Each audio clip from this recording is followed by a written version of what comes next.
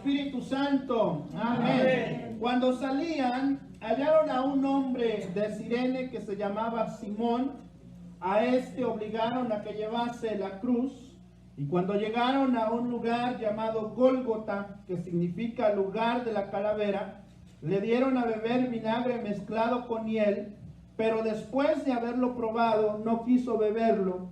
Cuando lo hubieron crucificado, repartieron entre sí sus vestidos, echando suertes, para que se cumpliese lo dicho por el profeta: partieron entre sí mis vestidos, y sobre mi ropa echaron suertes.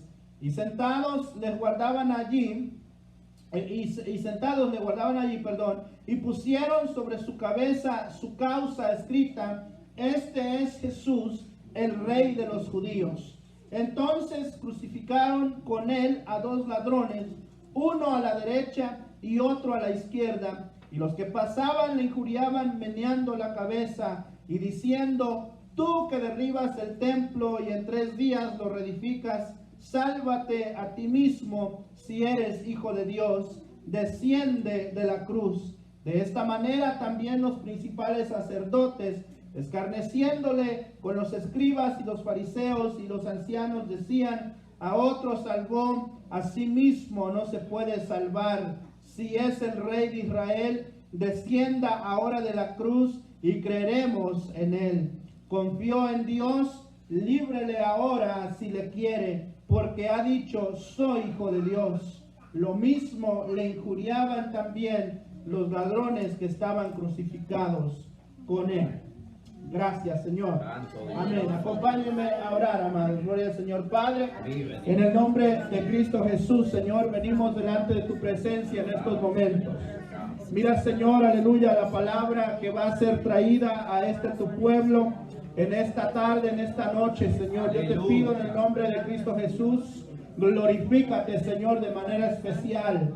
Oh, Señor, aleluya, que en estos momentos de conmemoración, Señor, podamos ser fieles, Señor, aleluya, en atención, aleluya, y en reverencia a la palabra, Señor, aleluya, que ya tú has preparado para nosotros, Señor, aleluya. Que esta palabra, Señor, que vamos a aprender y a escuchar, haga eco en cada vida y en cada corazón, Señor, aquí presente, y aún de los que nos escuchan, Señor, a lo lejos, Padre, en el nombre de Cristo Jesús, que a través de tu palabra, si es necesario, tú sanes, Señor, aleluya, tú salves, Señor, tú libertes, Señor, y hagas lo que tengas que hacer en esta tarde, Señor, por la causa de tu nombre, y en el nombre de Cristo Jesús ahora oramos, Señor. Amén, gloria al Señor. Amén. Pueden sentarse, amados hermanos, gloria al Señor.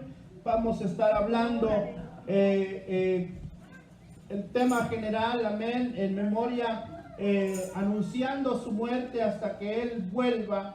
Pero hoy nos vamos a enfocar en Jesús Nazareno, el Rey de los judíos. La inscripción que se puso sobre la cabeza de Jesús en la cruz fue la inscripción en hebreo, en griego y en latín: Jesús Nazareno, el Rey de los judíos. Gloria al Señor. Mediante las diferentes experiencias y dirigiéndose también a diferentes audiencias, los 4 evangelios que nosotros conocemos, evangelios le llamamos nosotros a las primeras cuatro cartas del Nuevo Testamento, que es Mateo, Marcos, Lucas y Juan. A esos 4 libros les conocemos como los evangelios. Ellos presentan a Jesús de una pose distinta. Cada uno se enfoca en presentar a Jesús de una forma diferente. Mateo presenta a Jesús como un rey. Por lo regular en Mateo usted se va a dar cuenta que se hace alusión a Jesús como un rey. Marcos nos presenta al Señor Jesucristo como siervo. Por eso es que Marcos continuamente hace alusión al hecho de que Jesús estaba ahí para servir a las personas que estaban alrededor de él. Nos damos cuenta que Lucas presenta al Señor Jesús como un hombre, muestra sus debilidades, muestra sus características especiales en lo que es la humanidad.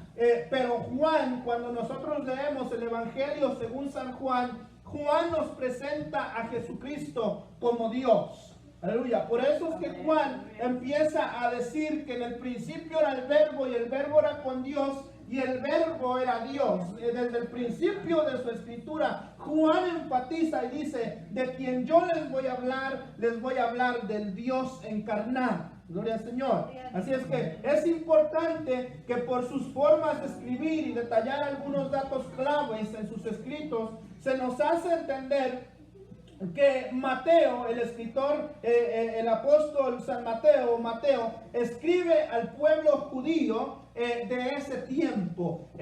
Mateo se enfoca en escribir una carta, un evangelio a todos los judíos de ese tiempo para que ellos entendieran quién era verdaderamente este Jesús del cual él estaba escribiendo. También nos damos cuenta que Marcos, por ejemplo, le escribe a los romanos. Por eso es que lo pone como un siervo, porque los romanos tenían esclavos o siervos en sus casas.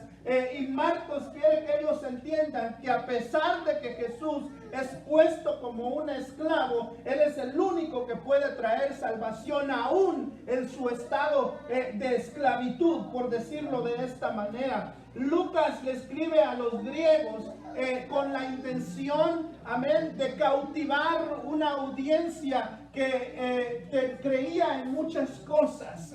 Los griegos creían en diferentes dioses, en diferentes formas de vivir. Y Lucas se enfoca en hablarle a todos estos griegos de este tiempo. Pero cuando nosotros miramos el Evangelio de Juan viene con un enfoque y una visión global y nos presenta a Cristo como el Dios, pero no solamente de ese momento, de ese tiempo, sino que Juan nos presenta a Jesús como el Dios de antes, el Dios del presente y el Dios del futuro. Gloria al Señor.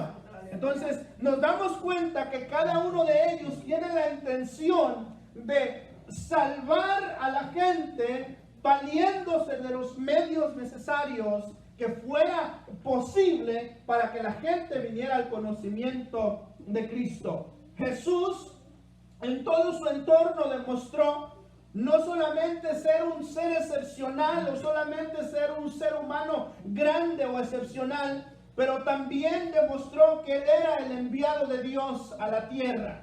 Desde el principio que vemos a Jesús, aún en su niñez, en lo poco que se nos relata de la vida de niñez de Jesús, Jesús demuestra claramente y enfáticamente que Él era el Mesías prometido, que Dios había prometido a la tierra para salvar al mundo de los pecados. Jesús es la respuesta a un pueblo que clamaba: Dios, sálvanos. El pueblo de aquel tiempo buscaba a un libertador. El pueblo de aquel tiempo buscaba a alguien que pudiera libertarlos. Y Jesús es la respuesta de Dios.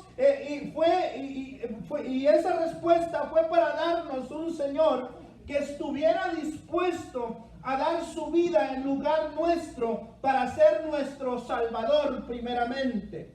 Gloria al Señor. Jesús viene en calidad de salvar al mundo.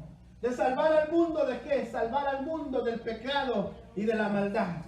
Jesús viene en calidad de sacerdote. ¿Por qué viene Jesús en calidad de sacerdote? Porque Jesús quiere y sabe cómo interceder por nosotros delante de Dios. Aleluya. Aleluya. Porque nosotros delante de Dios no teníamos la forma de accesar a Dios, pero a través de Jesucristo, entonces ahora hay un puente que nos acerca a Dios y su nombre es Jesucristo. Tercero, Jesús viene en pos de abogado. ¿Por qué? Porque Él no solamente intercede, sino que también nos defiende. Y Jesús viene también como cuarta posición como el consolador. Amén. Pero no solamente viene a consolarnos, porque dice Apocalipsis que Él va a enjugar toda lágrima de nuestros ojos, pero también Jesús viene en actitud de rey. Aleluya.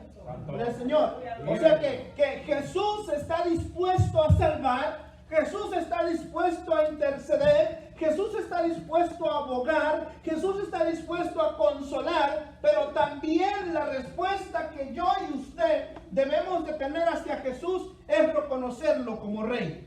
Aleluya. Como el Dios y el Rey de nuestra vida. Aleluya. De todos los beneficios, de todas las cosas gloriosas que Jesús puede hacer con nosotros, aleluya, solamente demanda una sola cosa: cree en el Señor Jesús. Que si confesares con tu boca que Jesucristo es el Señor, serás salvo. Aleluya. Solamente eso es lo que está pidiendo el Señor de nosotros. Cuando nosotros miramos a Jesús en la cruz, en los versículos que estábamos leyendo hace unos minutos, en Mateo 27, 32 al 44, Jesús estando en la cruz, no sé si usted puede imaginarse o si usted en algún momento miró alguna película o algún video. Por ejemplo, una de las películas muy famosas en estos años fue La Pasión de Cristo, ¿verdad? Quizás usted se acuerda de alguna escena o alguna imagen que usted haya visto de alguna de esas grabaciones donde se pone a Jesús o se mira a Jesús en la cruz, y claramente es un momento de agonía, claramente es un momento de dolor, claramente es un momento el cual no era para nada agradable, y ningún ser humano quisiese o quisiera estar en esa posición. Jesús en la cruz demuestra su interés aún por relacionarse con los humanos y hacer paz entre Dios y los hombres. El Rey de Gloria, recuerde que estamos hablando de Jesús Nazareno, el Rey de los judíos. El Rey de Gloria exclamó en la cruz lo que nunca dijo nadie antes ni después de él. Aleluya. Así como no hay comparación para Jesús, nunca nadie antes ni después de Jesús ha exclamado las palabras que Jesús ha dicho y han tenido tanta resonancia y tanto poder y tanta validez, tanto en el mundo físico como en el mundo espiritual. Amén. Gloria al Señor. Usted se va a dar cuenta que en estos tiempos, ¿verdad?, muchas personas hacen un drama o un play o una actuación de lo que Jesús dijo. Pero esas palabras, lo que se dice ahí, no tienen la resonancia que tuvieron las palabras de Jesús en la cruz del Calvario. Y lo vamos a mirar eso hoy. Estaba el Rey colgado, dice la Escritura, en un madero. Después de no dormir, mire lo que sucede con nuestro Señor a través de las horas. Primero, el Rey está colgado en un madero. Ahora, si damos una vista retrospectiva, después de no dormir toda una noche, después de un arresto injustificado, después de 7 juicios innecesarios, después de bofetadas, después de burlas, después de maldiciones. De hecho, se añade a esa lista que después de que arrancaron sus barbas, agarraban sus barbas y las desgarraban, las sacaban de su piel así a lo seco. Así es que después de arrancarle las barbas, después de maldiciones, después de que látigos romanos traspasaron su espalda y su cuerpo, y por si fuera poco, la Escritura nos dice que a Jesús le pusieron una corona de espinas que se enterraron alrededor de su cabeza durante todo el día.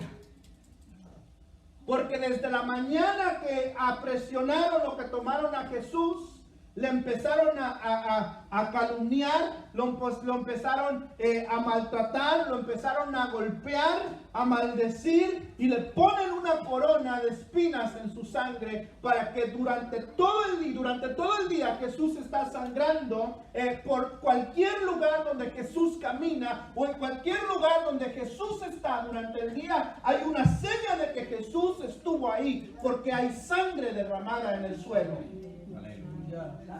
Gloria a Dios, aleluya.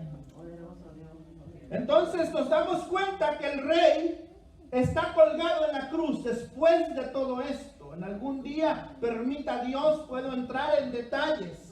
¿Cómo es que todo esto afectó el cuerpo de Jesús? ¿Cuál es la condición de Jesús estar físicamente, emocionalmente, ya estando colgado en la cruz? Es una situación que nadie quisiera estar ahí en ese momento. En el momento en el cual nada se esperaba de Jesús más que se muriera y dejara de sufrir la maldad de este mundo perverso, Jesús exclamó con su boca palabras que marcan a la humanidad y hoy día también tienen que marcar nuestro caminar cristiano. ¿Por qué son importantes las palabras de Jesús en la cruz del Calvario? Porque esas palabras lo marcan a usted y me marcan a mí. Porque esas palabras tienen resonancia no solamente para las personas que escucharon esas palabras en aquel tiempo, sino que esas palabras hacen un eco a través de la historia. En el infierno escucharon las palabras de Jesús, en el cielo se escucharon las palabras de Jesús y en el mundo también se tienen que escuchar las palabras de Jesús en la cruz del Calvario. La primera palabra que Jesús exclama en la cruz del Calvario se conoce como la palabra del perdón. El Evangelio de San Lucas, capítulo 23 y versículo 34, nos dice la Escritura, y Jesús decía: Padre, perdónalos porque no saben lo que hacen. Y repartieron entre sí sus vestidos, echando suerte. Jesús estando en la cruz, recuerde la condición que ya yo le detallé, 7 juicios, arrestado, no durmió, bofeteado, burlado, escupido, maldecido, arrancado sus barbas con una cabeza de espinas, siendo el rey de los judíos, siendo el rey de este mundo. En la cruz declara: Padre, perdónalos porque no saben lo que hacen. El dolor físico no impidió el amor y la misericordia del Cristo, del ungido.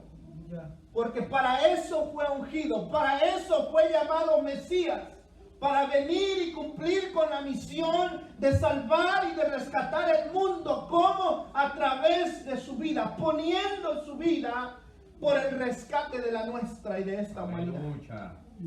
Poderoso Dios. Este Cristo que tiene la capacidad de interceder como un sacerdote, y no solamente como un sacerdote, sino que como un gran sumo sacerdote. El libro de Hebreos capítulo 4 versículo 14 nos dice a nosotros: por tanto, teniendo un gran sumo sacerdote que traspasó los cielos, Jesús, el Hijo de Dios, retengamos nuestra profesión. Sí, Señor, gloria a Dios. Hermano, si te estás sintiendo tambaleante, si te estás sintiendo débil, si te estás sintiendo como que ya no puedes sostenerte en la fe, es necesario que hoy te acuerdes que Jesús dijo: Padre, perdónalos porque no saben lo que hacen.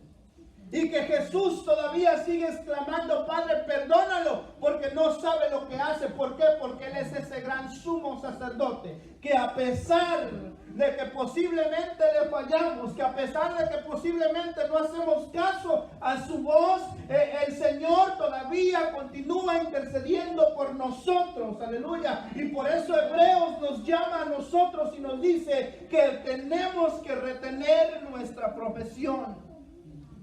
Que cuando sientas volver para atrás al mundo del cual saliste, que recuerdes que en la cruz del Calvario Jesús te otorgó un perdón. Aleluya. Y era un perdón inmerecido. Aleluya.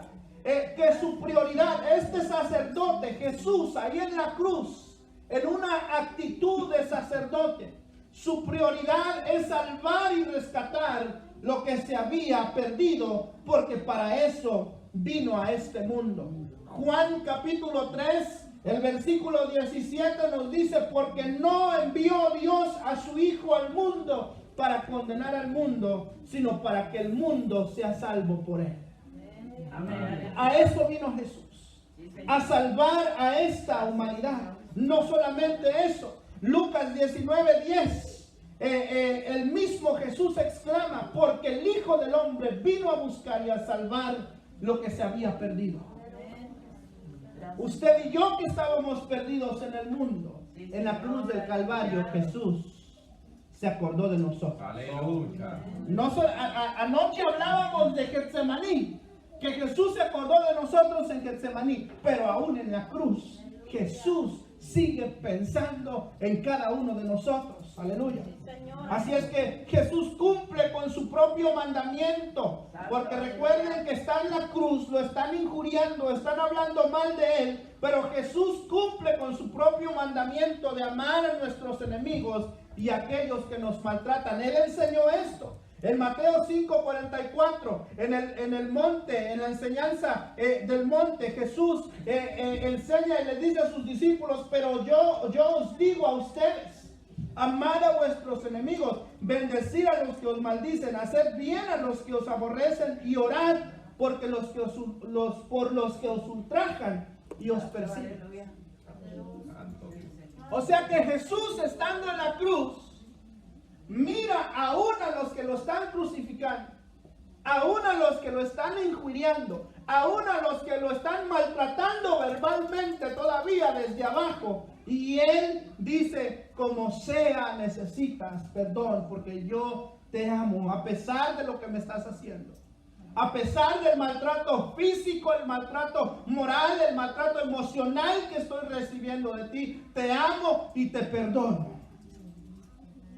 Cumple con su propia enseñanza. Jesús muestra su compasión y da una señal del perdón que ya Él había dado a sus transgresores. Es por eso que Él pide al Padre perdón por los que lo maltrataban y lo crucificaron. Entonces el Rey se dispone a morir para que aún sus enemigos obtengan el perdón del Padre. Colosenses capítulo 1 versículo 14 dice, en quien tenemos redención por su sangre, el perdón de los pecados. Ahí, a los pies de la cruz, estábamos cada uno de nosotros. A los pies de la cruz estaba cada uno de nosotros injuriando a Jesús. A los pies de la cruz estábamos cada uno de nosotros maldiciendo a Jesús. Pero ahí mismo Jesús dice, Padre, perdónanos porque no saben lo que hacen. Usted tiene que meditar y tiene que pensar. Y tenemos que reconocer, amén, que aunque físicamente no estuvimos ahí casi 2000 años atrás, pero que en el espíritu, en nuestra vida, en nuestra humanidad, ahí estuvimos frente a la cruz. Y nosotros mismos, amén, le causamos el dolor a Jesús que Él estaba pasando. Pero a pesar del dolor, a pesar de la injuria, a pesar de la burla en contra de Jesús, el Señor decidió perdonarnos en ese momento. Y quizás algunos de nosotros lo hicimos en esta vida antes de conocer al Señor. Pero antes de que aún lo hicieras, ya Jesús había clamado perdón para tu vida. Aleluya. Qué bueno es el Señor. La segunda palabra es una palabra de salvación. Una palabra de salvación. Lucas capítulo 23 y versículo 43. La Biblia nos dice, entonces Jesús le dijo, de cierto te digo que hoy estarás conmigo en el paraíso. Una palabra de perdón. En su padecimiento Jesús es reconocido como el único que puede librar un alma de las garras de Satanás y de las llamas del infierno. Sí, Señor, aleluya. No podemos confundir este evangelio, amados. Gloria al Señor. Solamente Jesús puede otorgar salvación. Amén.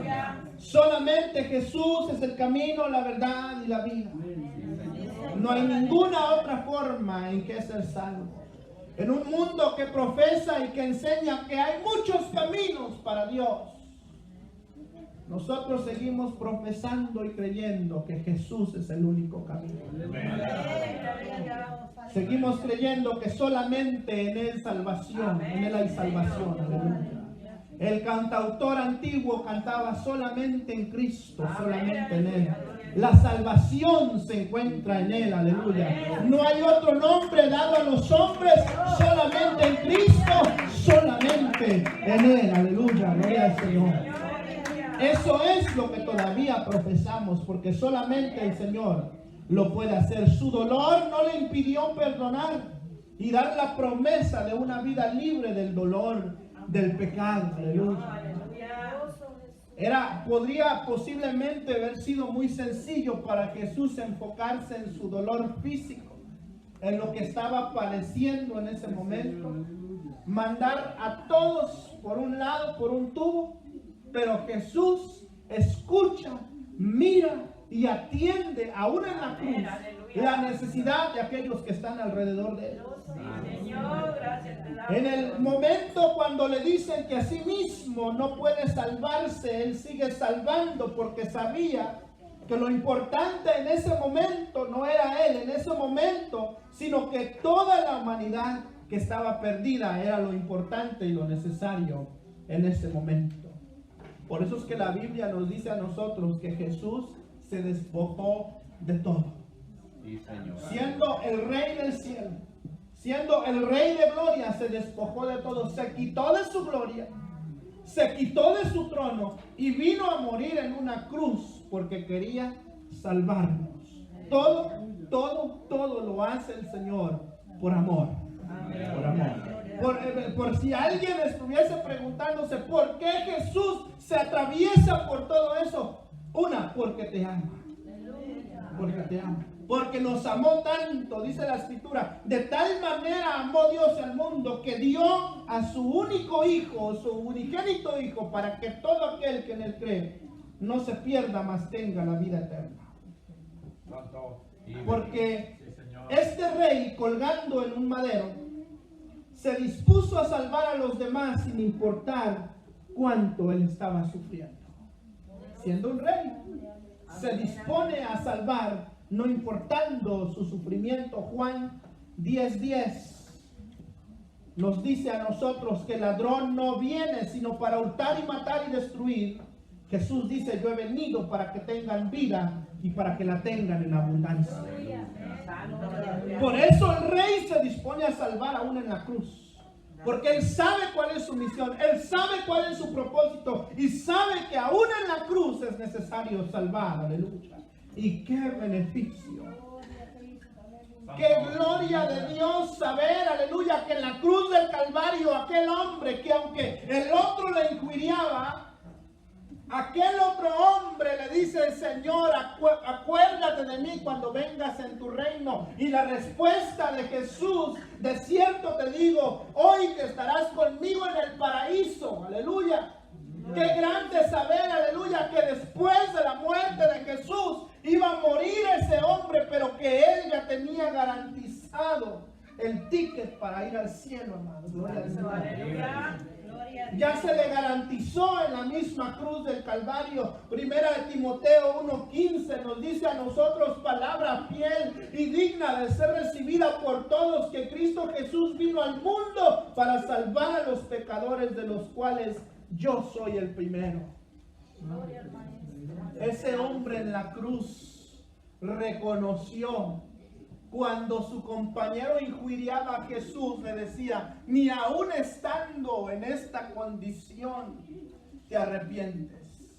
Ni aún estando en esta condición, míranos a nosotros. Nosotros merecemos el castigo que estamos recibiendo, pero este hombre justo nada hizo. Y míralo dónde está. Juan capítulo 14 y el versículo 2 nos dice: en la casa de mi Padre. ¿Por qué Jesús le dice a este hombre: de cierto te digo que hoy estarás conmigo en el paraíso? Porque Juan había prometido, el Señor había prometido en Juan 14:2: en la casa de mi Padre muchas moradas hay.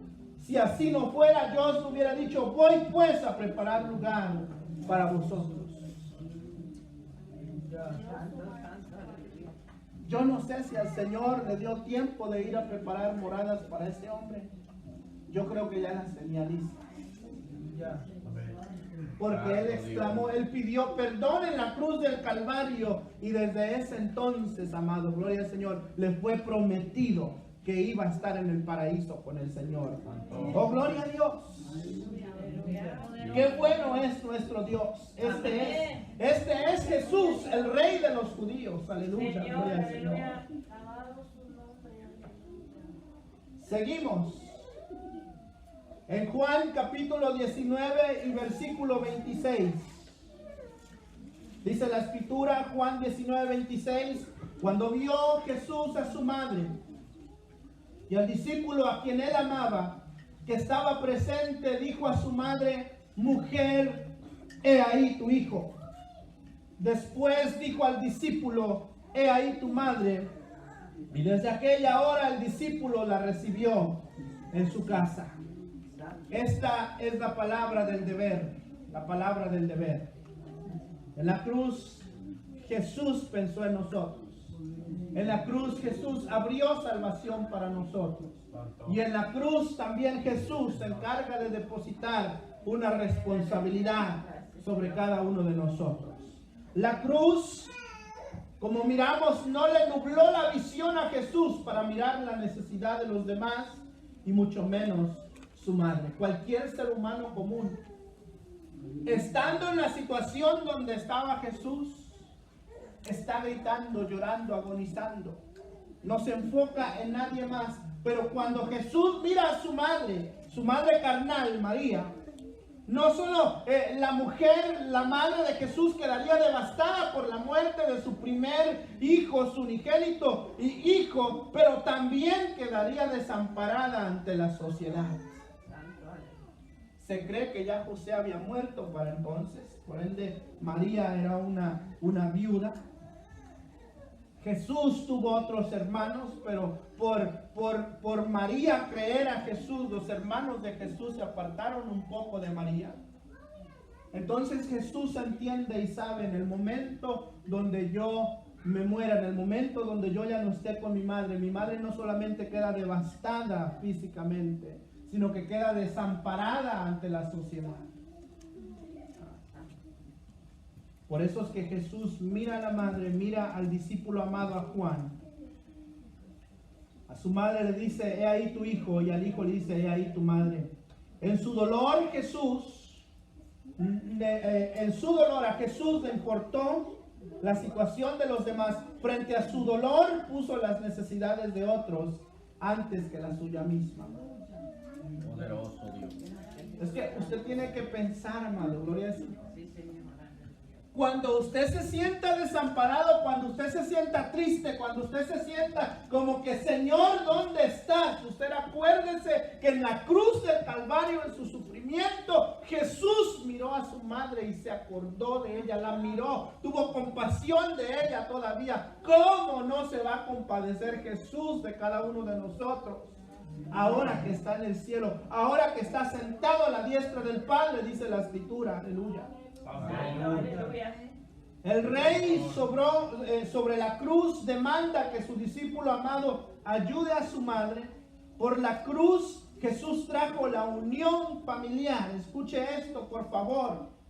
Por la cruz Jesús trajo la unión familiar y disipó la división entre los hermanos del pueblo. ¿De qué nos habla esta palabra? Esta palabra del deber nos habla de una palabra, primero de unión familiar y después de disipar la división entre los hermanos. El Rey, colgando en esa cruz, el Rey de los judíos, se aseguró de que aquellos que le amaban y el que él amaba no queden desamparados ni tristes. Hebreos 6:18 nos dice, para que por dos cosas inmutables, en las cuales es imposible que Dios mienta, tengamos un fortísimo consuelo, lo que hemos acudido para asirnos de la esperanza puesta delante de nosotros. Santo Dios. ¿Qué significa esto? Que tenemos consuelo en el Señor. Que tenemos socorro en el Señor, que tenemos ayuda en el Señor, aleluya, que Él mira nuestra necesidad, sea necesidad física, sea necesidad espiritual, sea necesidad, amén, económica, sea necesidad emocional. El Señor está mirando nuestra condición. Él se acuerda de que somos polvo. Él sabe que lo necesitamos. Usted tiene que saber que Dios sabe que tú lo necesitas. Aleluya. No pienses que Dios te ha desamparado. No pienses que Dios no te está mirando. Dios está mirando. Dios está presente. Y Dios está presto para ayudarte. Efesios 2:14 también dice, porque Él es nuestra paz, que de ambos pueblos hizo uno, derribando la pared intermedia de separación. Ahí en la cruz, con esa palabra del deber, Jesús está derribando una pared intermedia que no nos permitía a nosotros accesar y ser parte del pueblo de Dios. Por eso es que el apóstol Pablo más adelante en la escritura dice, ahora ya no hay judío, ahora ya no hay griego, porque todos somos uno en Cristo Jesús. Y más adelante dice, ya no hay hombre, ya no hay mujer, ya no hay esclavo, ya no hay libre, aleluya, porque todos nuevamente somos uno, somos parte del cuerpo de Jesucristo. Jesús se encarga, amados, aleluya, gloria al Señor, de darnos una posición clave, de ponernos en el lugar que cada uno necesitábamos estar, aleluya, para poder servirle, para poder serle fiel. Es la palabra del deber. ¿El deber de qué? El deber de proteger los unos a los otros. El deber, amén, de una unión familiar. Y el deber de que no haya división o disipación en medio de los hermanos del pueblo. Aleluya. El Evangelio de Marcos, capítulo 15 y versículo 34.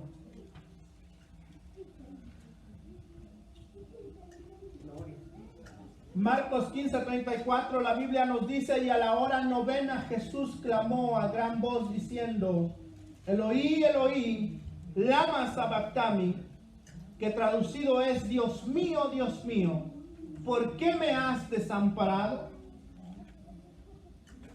Una exclamación de una palabra del desamparo.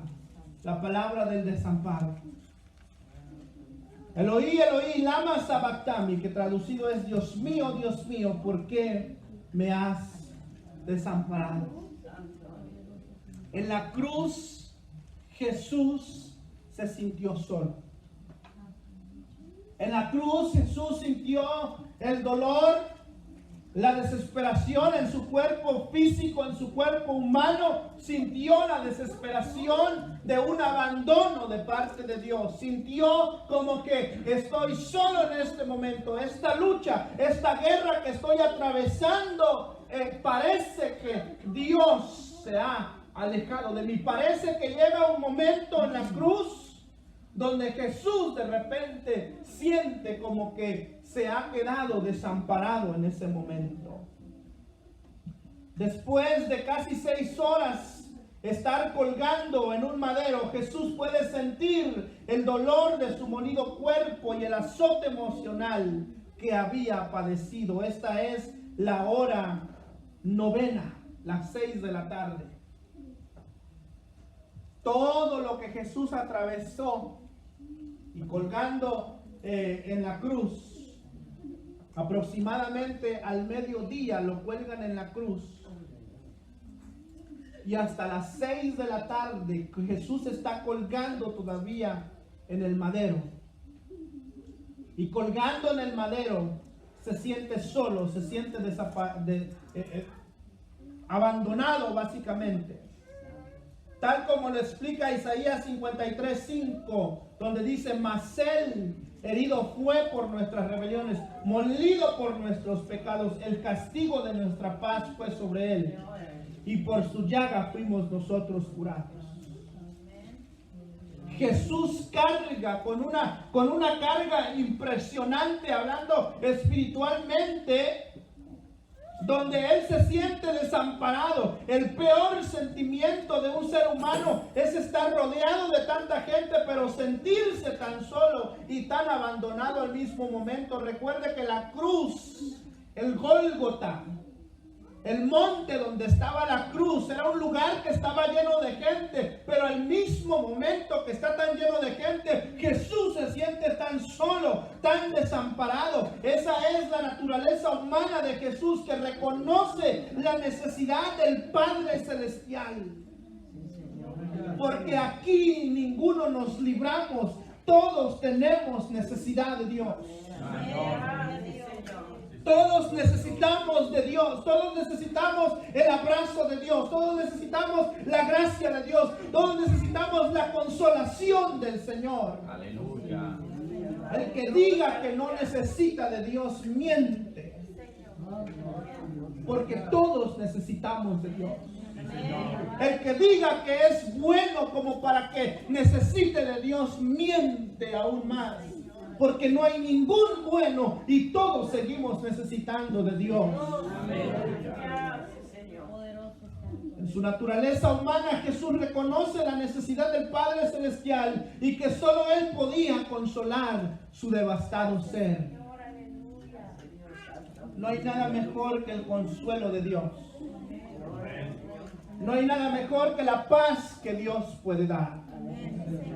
Cuando estemos necesitados de paz, cuando estemos ausentes de paz, solamente tenemos que acercarnos al Señor, tenemos que acercarnos a Dios, y Dios va a llenar nuestro corazón de una paz, aleluya, que sobrepasa todo entendimiento humano.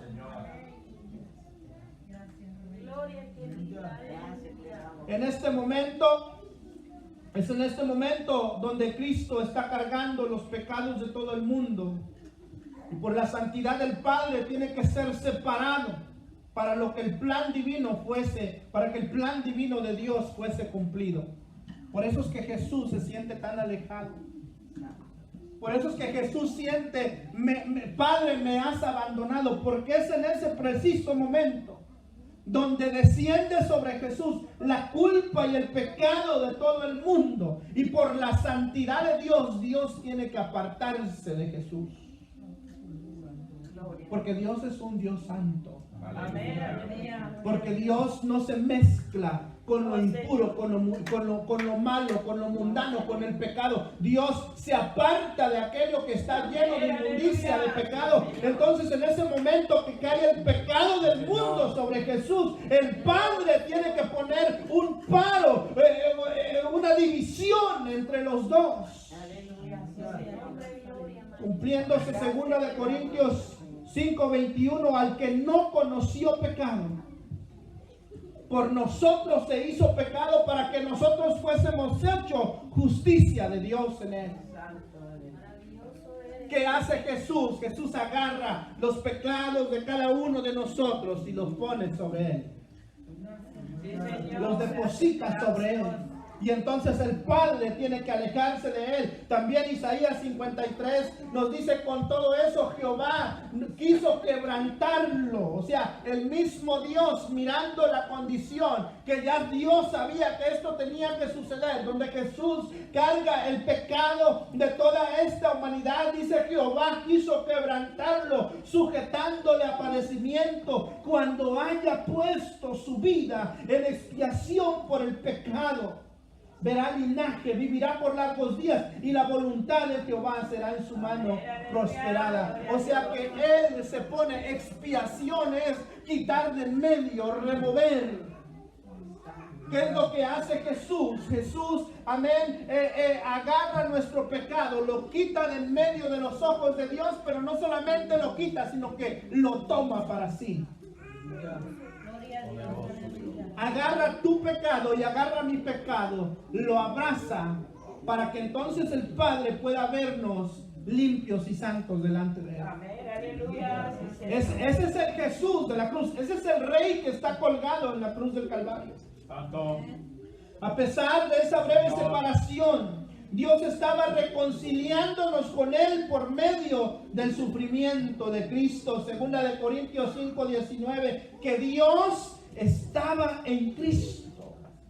En ese momento, en ese mismo momento, Dios estaba reconciliando con Cristo consigo al mundo, no tomándoles en cuenta a los hombres sus pecados, y nos encargó a nosotros la palabra de la reconciliación.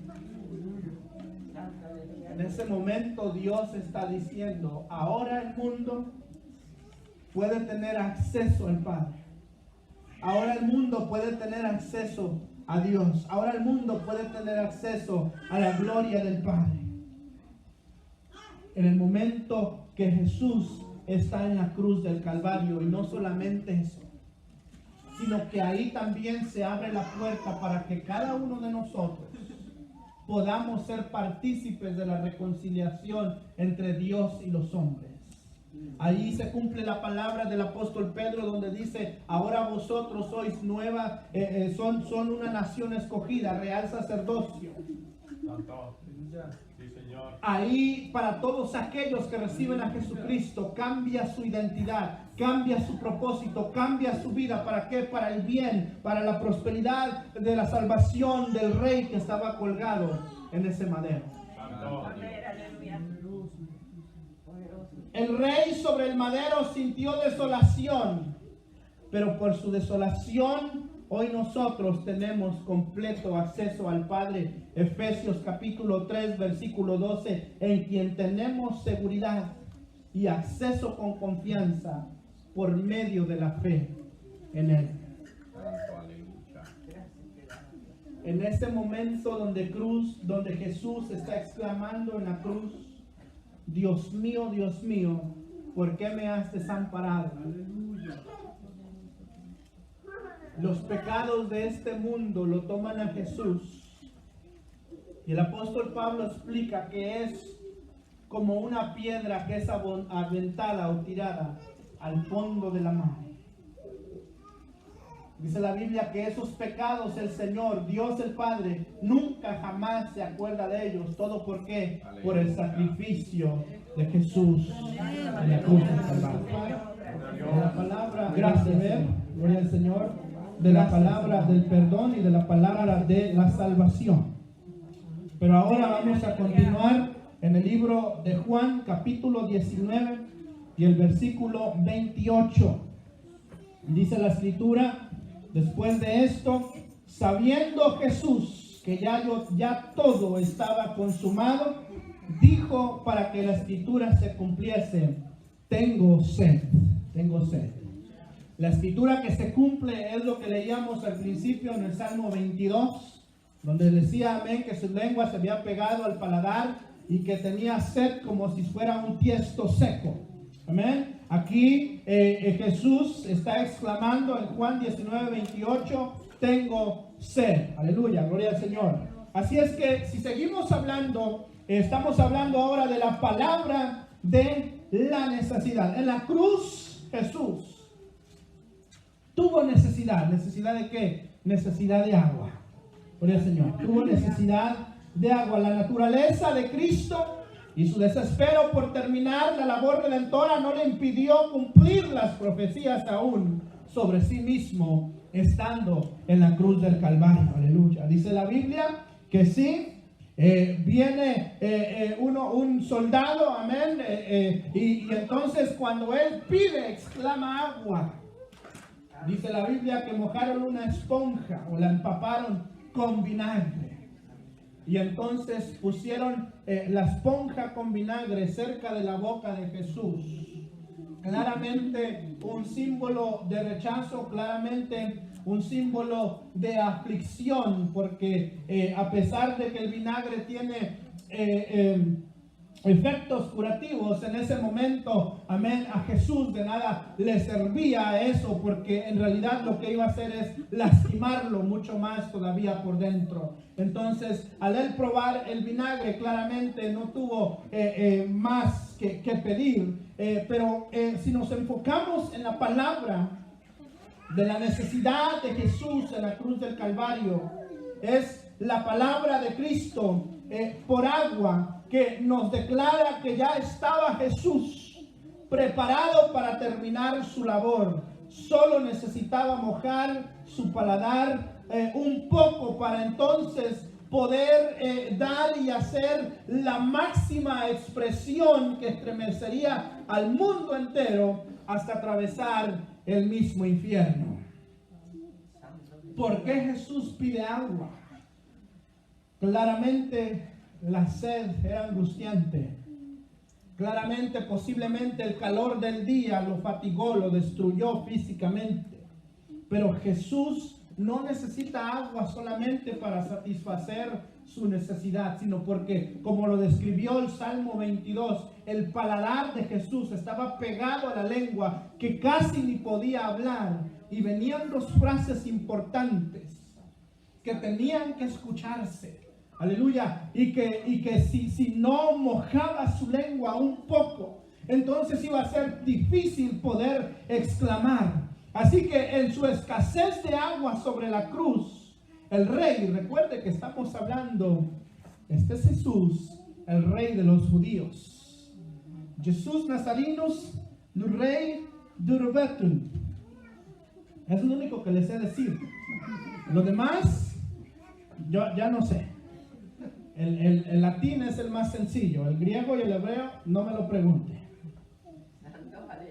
En su escasez, estamos hablando del rey, en su escasez de agua, sobre la cruz, el rey nos provee a nosotros agua que brota para vida eterna. Aleluya. Por eso es que también él tuvo que tener necesidad, escasez de agua, amado, gloria al Señor. Para que él, sabiendo lo que es la escasez de agua, pueda continuamente suplirnos a nosotros del agua bendita, del agua espiritual que fluye para vida eterna. Por eso es que él decía, el que cree en mí, aleluya, el que cree en mí, de su interior correrán como ríos de agua viva, no va a tener sed. Juan 4:14 nos dice, mas el que bebiere del agua que yo le daré. Mira, hermano, la escasez de Jesús de agua produjo a nosotros fluir de agua. Mas el que bebiere del agua que yo le daré no tendrá sed jamás, sino que el agua que yo le daré será en él una fuente de agua que salte para vida eterna. Aleluya. Gloria al Señor. Usted necesita probar el agua del Señor. Usted necesita probar lo que Dios tiene para usted. Aleluya. Así es que esa escasez, esa necesidad de Jesús por agua, aleluya, lo prepara, aleluya, pero también nos vindifica a nosotros. Nos posiciona a nosotros. Y nos dice, la escasez del rey, aleluya, es la abundancia tuya. Lo que el rey no pudo tener en la cruz, ahí mismo él lo está comprando para que entonces usted y yo acá podamos disfrutar del agua de vida. Aleluya. Gloria al Señor. Esto es maravilloso, hermano.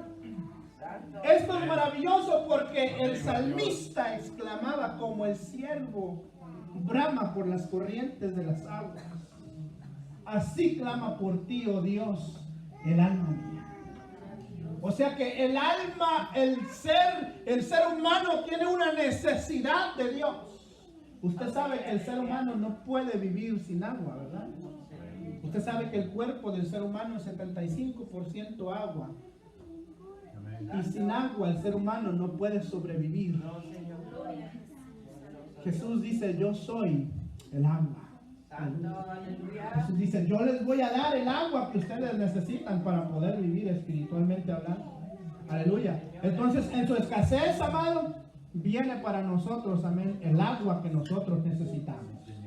Esa es la palabra, amén, de necesidad. Pero se acerca la palabra del cumplimiento. Juan 19:30 nos dice, cuando Jesús hubo tomado el vinagre, dijo, consumado es, y habiendo inclinado la cabeza, entregó el Espíritu. Aleluya. La consumación, por eso es que Jesús tenía que mojar la lengua por lo menos. Porque la consumación del trabajo redentor tuvo grandes consecuencias en el mundo entero hasta el día de hoy. Dice la Escritura, aleluya, gloria al Señor, que Jesús exclamó esta palabra: consumado es. Consumado es. Es la palabra griega tetelestai. Tetelestai. Tetelestai es el grito de un ganador. En los Juegos Olímpicos de aquel tiempo, los griegos gritaba tetelestai el que había ganado la carrera. Gritaba tetelestai el que había ganado la lucha. Gritaba tetelestai el que había llegado primero a la meta. Gritaba tetelestai el que había levantado más peso con su cuerpo. Entonces Jesús da el grito de un ganador. Jesús da el grito de un campeón, amado, gloria al Señor. De uno que no se rindió. De uno que no se detuvo, amado, gloria al Señor. Porque no se rindió. No se detuvo en el camino. Cuando la gente lo injuriaba, cuando la gente lo golpeaba, cuando la gente escupía su rostro, Jesús seguía caminando hacia el Calvario. Cuando la gente gritaba aún a los pies de la cruz y lo maldecían y lo blasfemaban, Él seguía con los ojos puestos en el cielo, esperando la redención de este mundo. Aleluya. Santo eres Jesús. Este tetelestai, este grito de consumado es, profundiza tanto y es tanta la relevancia que tiene, que este tetelestai llega hasta el infierno, amado. El diablo y sus secuaces fueron estremecidos por el grito de Jesús en este tetelestai. Tetelestai se escuchó aún en el templo de Dios, y la división que existía fue rota, para que entonces por este consumado es de Jesús nosotros podamos entrar a la presencia del Padre, amado. Gloria al Señor. Gloria a Dios. En el templo antiguo, antes de entrar al lugar santísimo, había una cortina. No una cortina como la que usted y yo ponemos hoy en las ventanas. Era una cortina finísima y muy gruesa. Les tomaba 400 hombres cargar esa cortina. Esa cortina, dice la Escritura, que cuando Cristo dice consumado es, la cortina se rompió, se partió de arriba abajo. Aleluya, gloria a Dios. De arriba abajo. Dando a entender que ahora el hombre, el ser humano, tiene acceso a Dios libremente. Amén. ¿Por qué? Por el grito de Jesús de consumado es.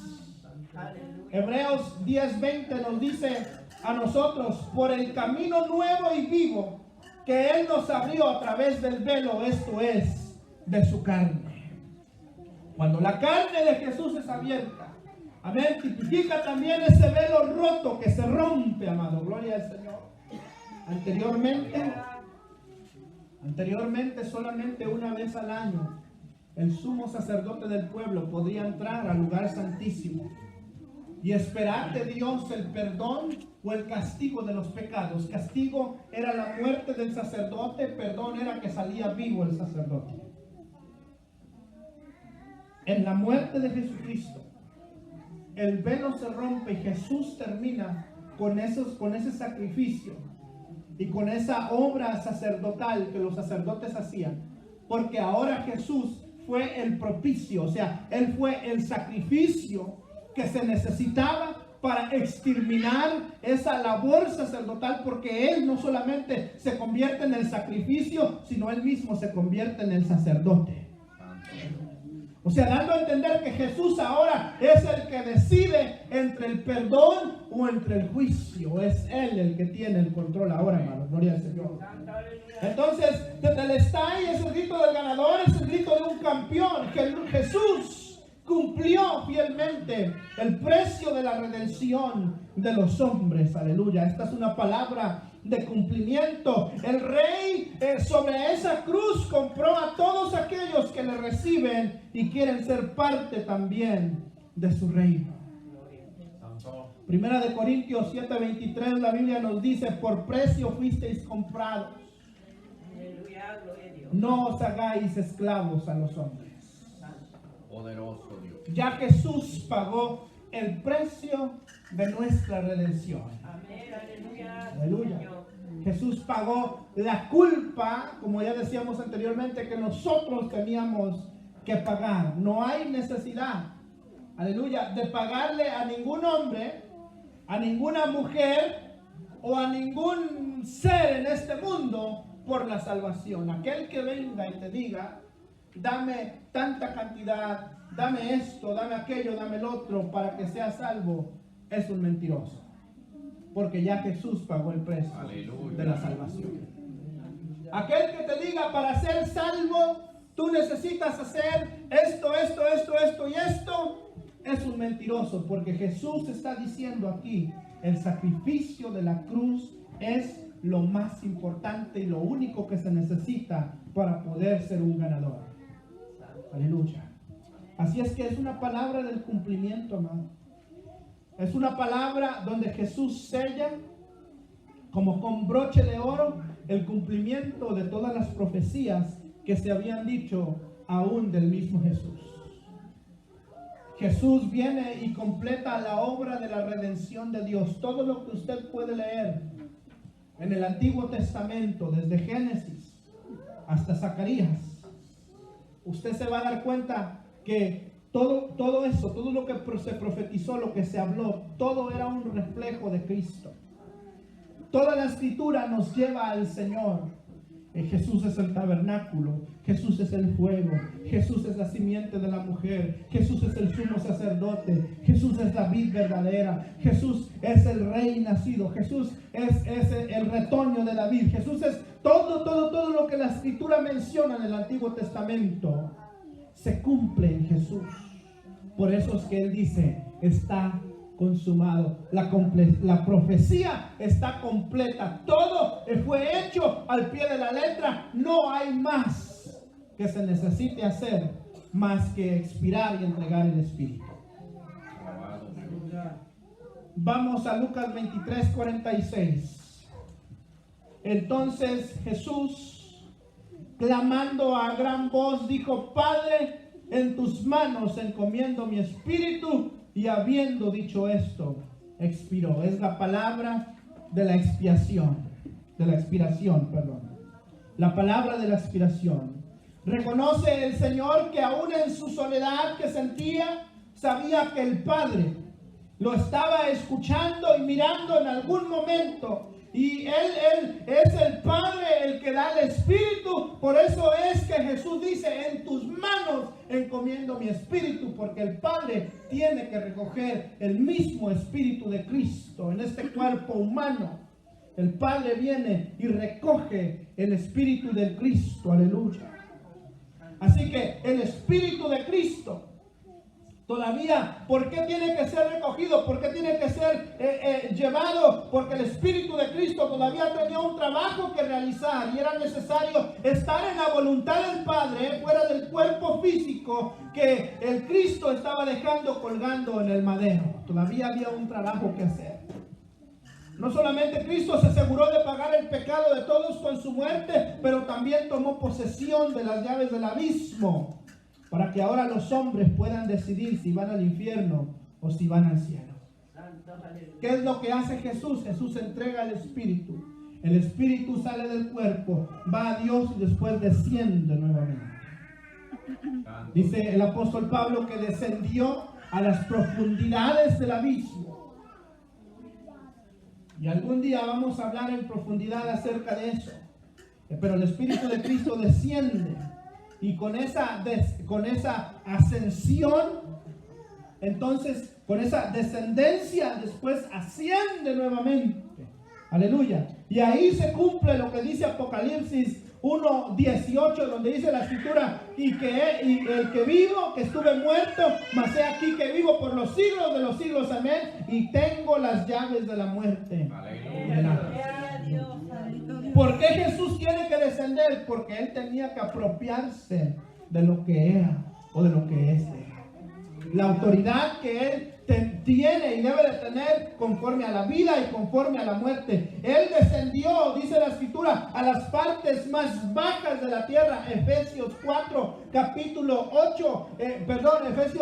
4, versículo 8 al 10, por lo cual dice, subiendo a lo alto, llevó cautiva la cautividad y dio dones a los hombres.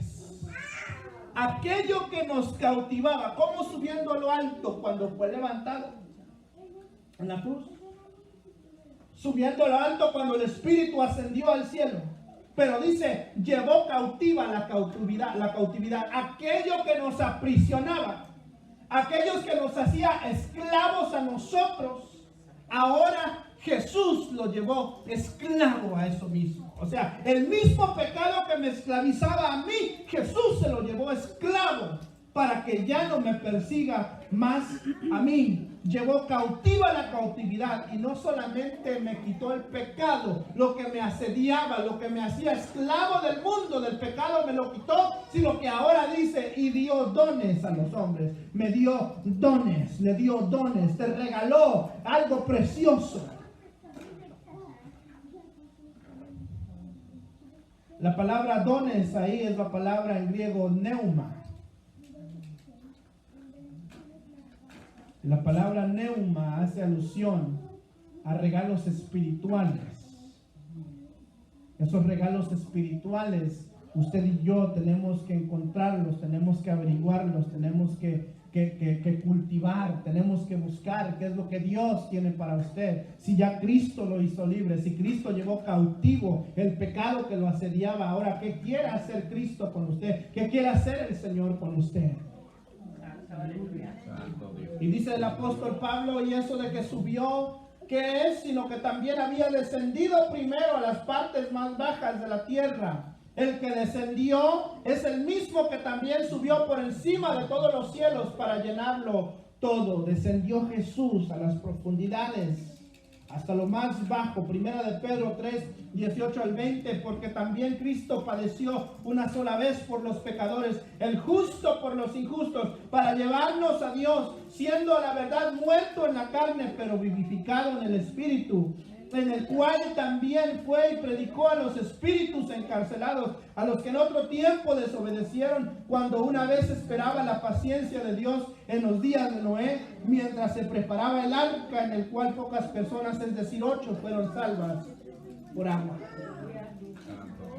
Aquellos que en el tiempo antiguo no habían escuchado de Jesús, aquellos que en el tiempo antiguo no conocieron al Mesías prometido, tuvieron la oportunidad de escucharlo, tuvieron la oportunidad de verlo, tuvieron la oportunidad posiblemente aún de estar cerca de él, de reconocer y de saber que lo que Dios había dicho, que iba a venir un Mesías, verdaderamente vino, de que Dios había dicho que los iba a libertar de la esclavitud del pecado, que verdaderamente Cristo vino, el Mesías vino y hizo el trabajo por el cual ellos mismos, algunos de ellos, habían profetizado anteriormente.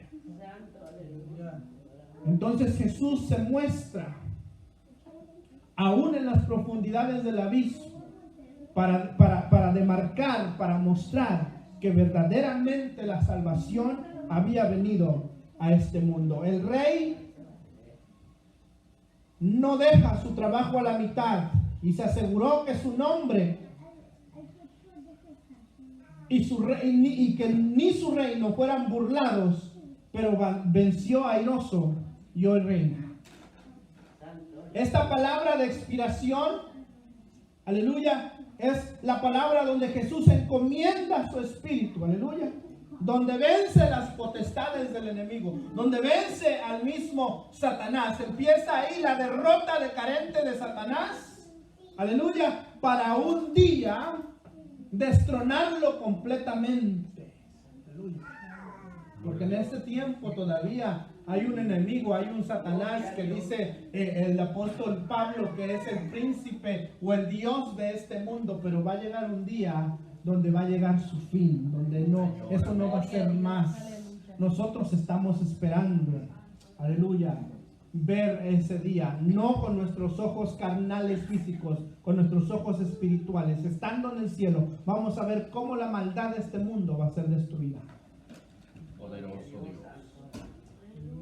Cuando hacemos un análisis de Jesús en la cruz, esas son las palabras: palabra de expiación, palabra del cumplimiento, palabra de salvación, palabra de perdón, gloria al Señor, palabra, aquí vamos, palabra del deber, palabra del desamparo. Cuando hacemos un análisis de Jesús en la cruz del Calvario, Jesús nos demuestra ser la simiente de la mujer que aplastaría al diablo en la cabeza.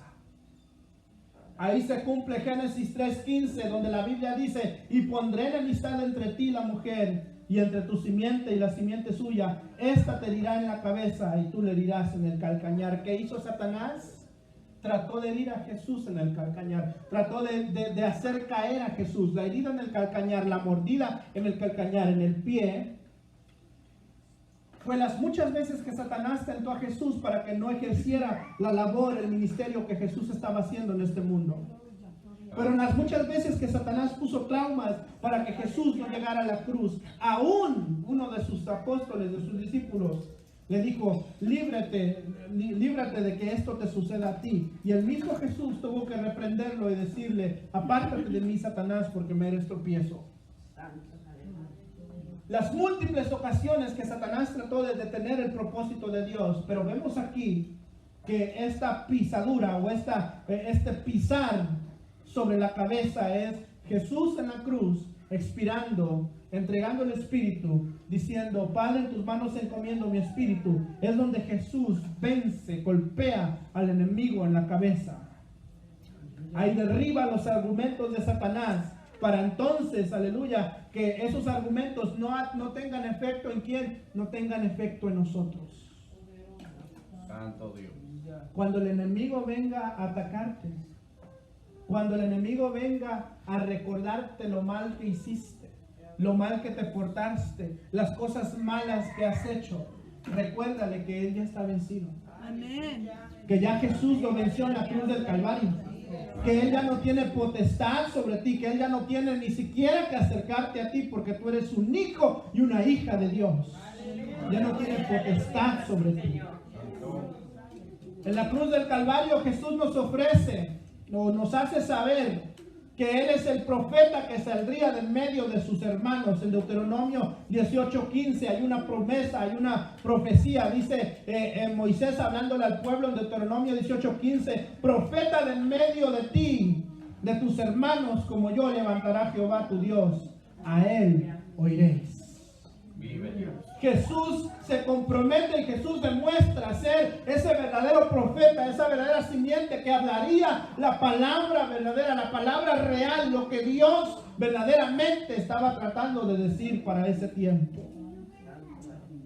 En medio de tantas voces que había en ese tiempo como las hay en este tiempo, la voz de Jesús fue necesaria, y la voz de Jesús fue confrontante en contra de la mal práctica que había en ese tiempo, en contra de las tradiciones fariseicas, en contra de la religiosidad que se vivía en ese tiempo, en contra de todo lo que se hacía que no se debía de hacer, pero que se decía que se tenía que hacer. Entonces Jesús cumple con la profecía de ser el profeta que iba a salir del medio de sus hermanos y que iba a hablar la verdadera palabra del Señor. Por eso es que a Jesús lo odiaron tanto. Por eso es que Jesús, sus propios hermanos, su propio pueblo lo mandó a matar, lo mandó a crucificar. Aunque hay muchos en este tiempo que están diciendo: no, Jesús murió una muerte romana. Es correcto, la muerte fue una muerte romana. El juicio lo dio su pueblo. No nos confundamos. No nos confundamos.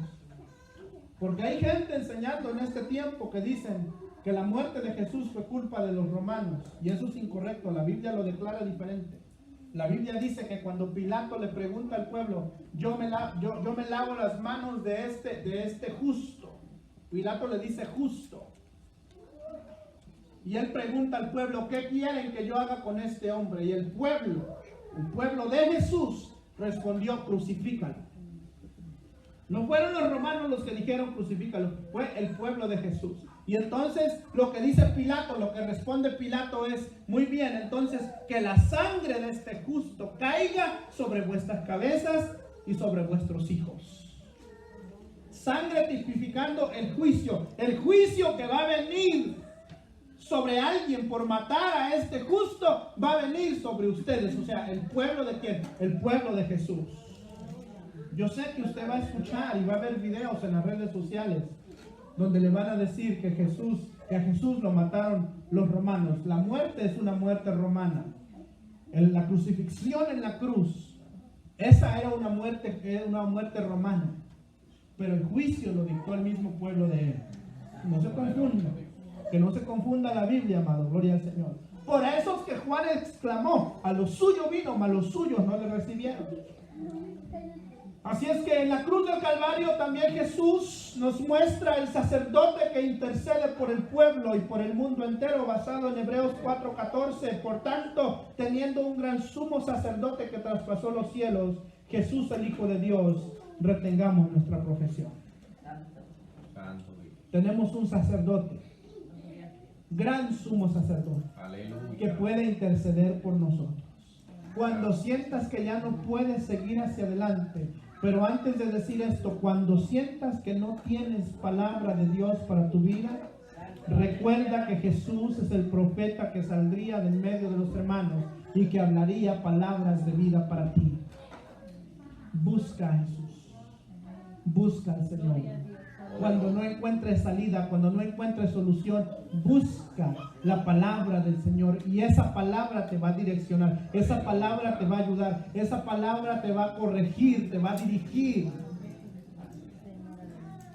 Volvemos a sacerdote. Cuando sientas que no tienes fuerza, cuando sientas que no puedes seguir hacia adelante, cuando no tienes solución a tus problemas, cuando te sientes tan lejos de Dios como nunca antes, puedes acudir a Jesús y Jesús es tu sacerdote. Jesús va a interceder por ti.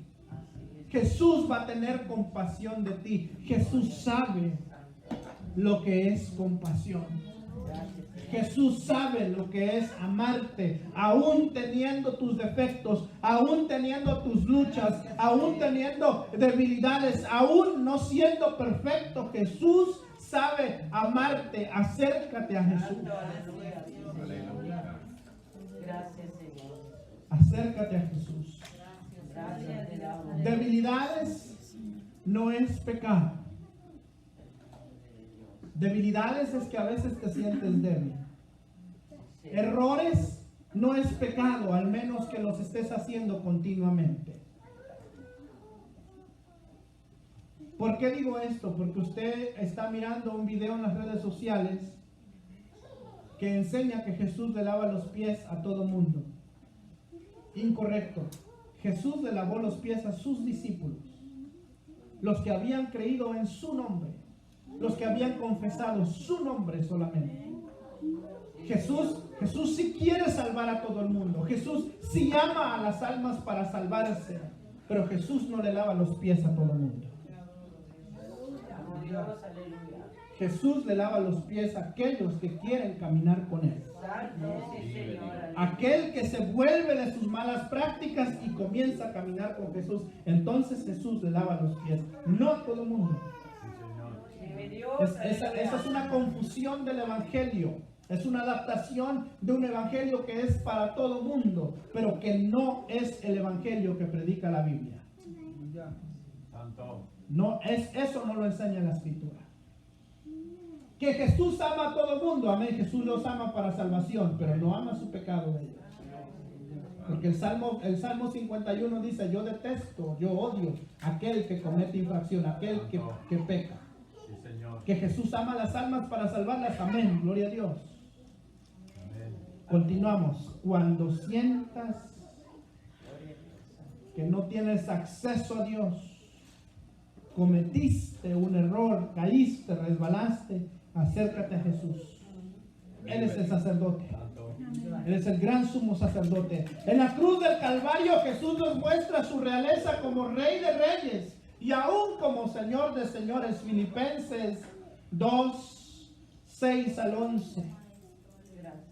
El apóstol Pablo exclama: el cual siendo en forma de Dios, no estimó al ser igual a Dios como a cosa que aferrarse, sino que se despojó a sí mismo, tomando forma de siervo, hecho semejante a los hombres, y estando en la condición de hombre, se humilló a sí mismo, haciéndose obediente hasta la muerte, y muerte de cruz. Santo Dios. Por lo cual Dios también le exaltó hasta lo sumo y le dio un nombre que es sobre todo nombre, para que en el nombre de Jesús se doble toda rodilla de los que están en los cielos y en la tierra y debajo de la tierra, y toda lengua confiese que Jesucristo es el Señor, para la gloria de Dios Padre. Aleluya.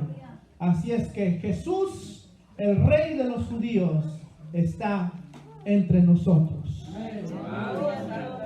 Su Espíritu está en medio de nosotros. Él está vivo, amado. Gloria al Señor. Aunque hoy conmemoramos y recordamos su muerte, Él está vivo. Aleluya. Él no está muerto, aleluya. La tumba no lo pudo detener. Aleluya, gloria al Señor. La cruz ni la tumba pudieron detenerlo ni retenerlo ahí. Gloria al Señor.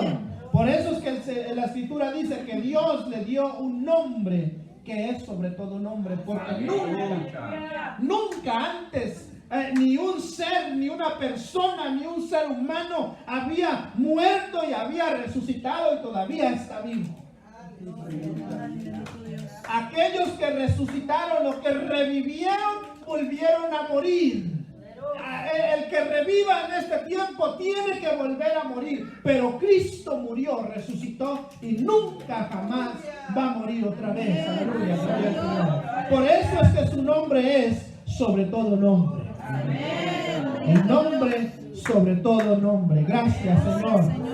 Aleluya, gloria al Señor.